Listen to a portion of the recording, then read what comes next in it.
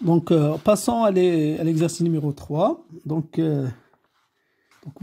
Cet exercice nous dit qu'un compteur situé à 10 cm d'une source de rayonnement gamma ne laisse passer que 2% des photons dans sa phase d'entrée circulaire. Ce compteur a une efficacité de 25%.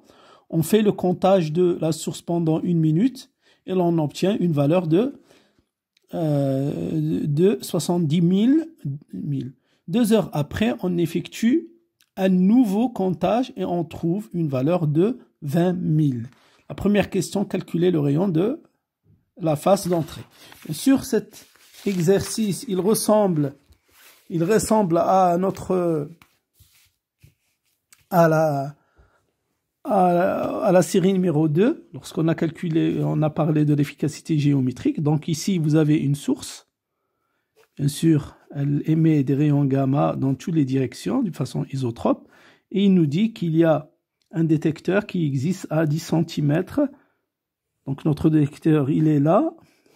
Il nous dit, d'après cet exercice, il nous dit que 2%, c'est-à-dire il y a 2% des photons qui entrent à l'intérieur de notre détecteur. Donc c'est-à-dire ce 2%, il correspond normalement à l'efficacité. Et donc normalement, il correspond à l'efficacité géométrique, c'est-à-dire géométrique qui est égale à 2%. Donc on a déjà vu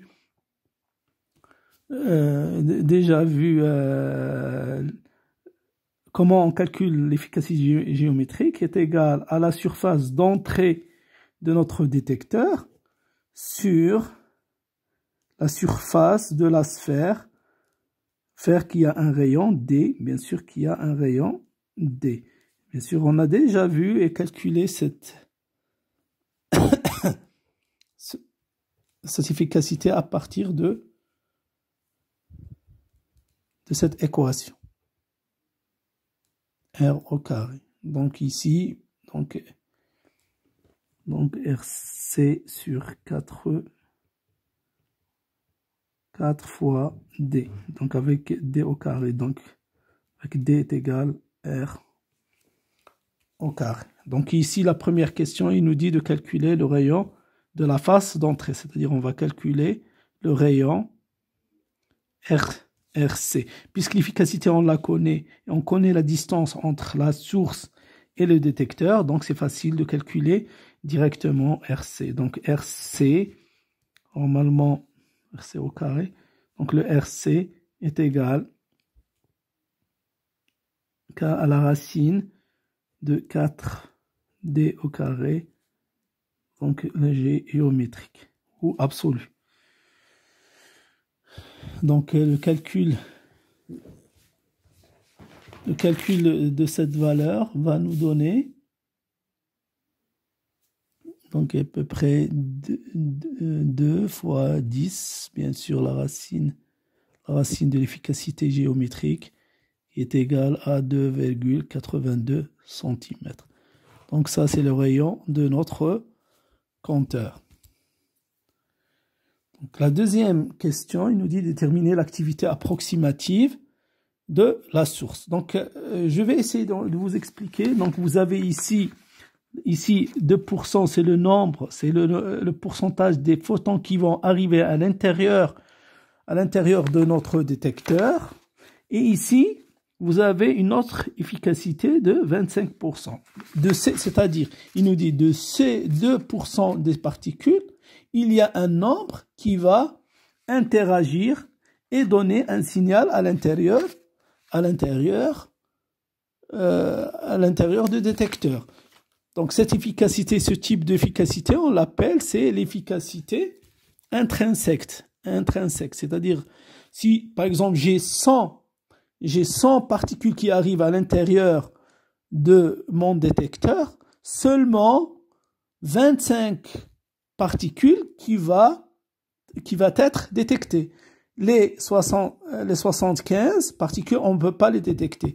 C'est ça la signification de notre efficacité intrinsèque qui est égale à 25%. Normalement, c'est le nombre d'impulsions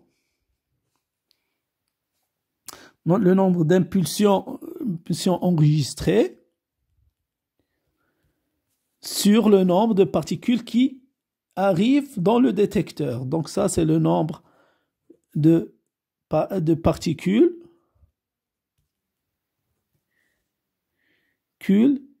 qui arrivent à l'intérieur de détecteur. Donc cette valeur est égale 0,25, qui est égale 25%. Donc pour déterminer l'activité, donc on va revenir aux définitions de l'efficacité géométrique. Bien sûr, on a déjà dit que l'efficacité géométrique, normalement, c'est le nombre de particules qui arrivent à l'intérieur de détecteur sur le nombre total émis par la source. Ça, c'est la définition de l'efficacité géométrique. On a déjà vu cette définition. Donc, c'est-à-dire que le nombre total émis par la source, normalement, il est équivalent à l'activité de notre source, parce que notre source, elle va émettre un nombre de particules par unité de temps, qui correspond exactement à l'activité. Donc, ce nombre total, donc ça, je vais faire, c'est NT, et ça, c'est le nombre, particules A. Je vais faire ça, qui est égal à ça. Donc, le nombre total de notre émis par la source est égal à l'efficacité géométrique multiplié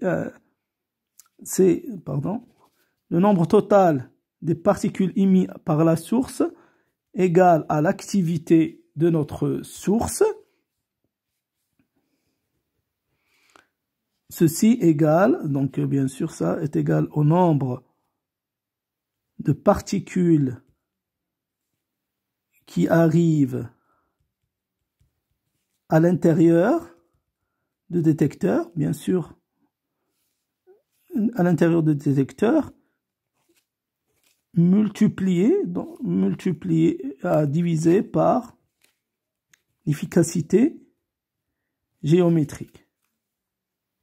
Donc, c'est-à-dire, bien sûr, je vais réécrire ceci parce que j'ai pas. Donc, c'est-à-dire que l'activité qui est égale au nombre total des particules émises par la source, donc ça est égal donc ça est égal le nombre total émis par la source, donc est égal le nombre des particules qui arrivent à l'intérieur de notre détecteur sur l'efficacité géométrique.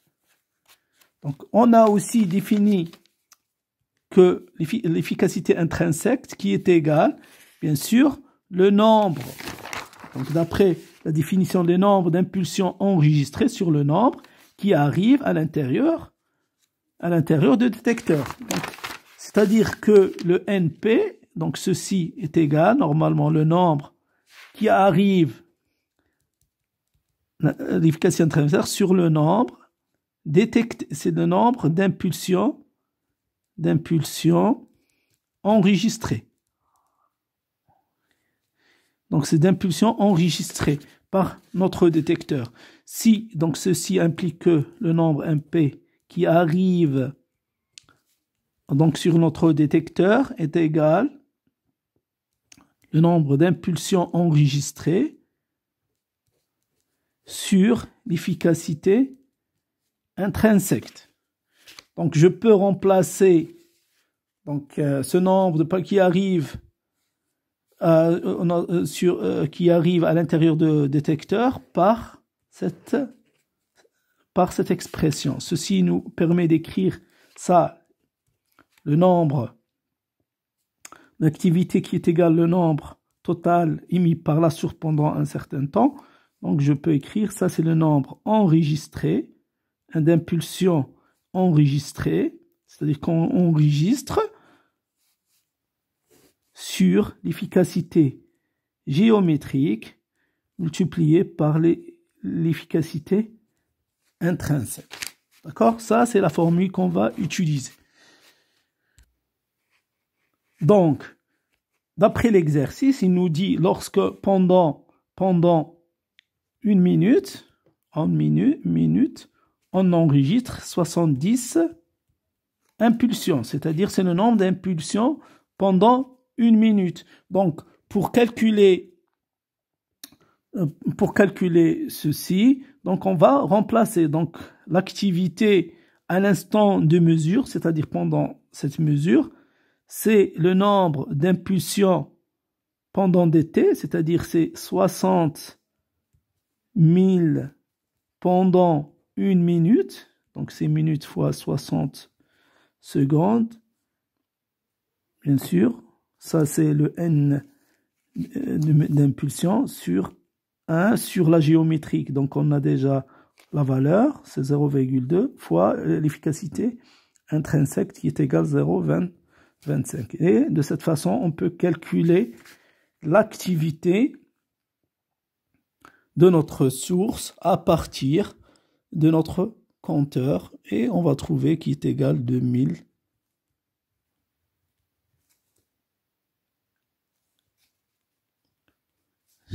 becquerel, c'est-à-dire particules par seconde. Donc ça, c'est l'unité.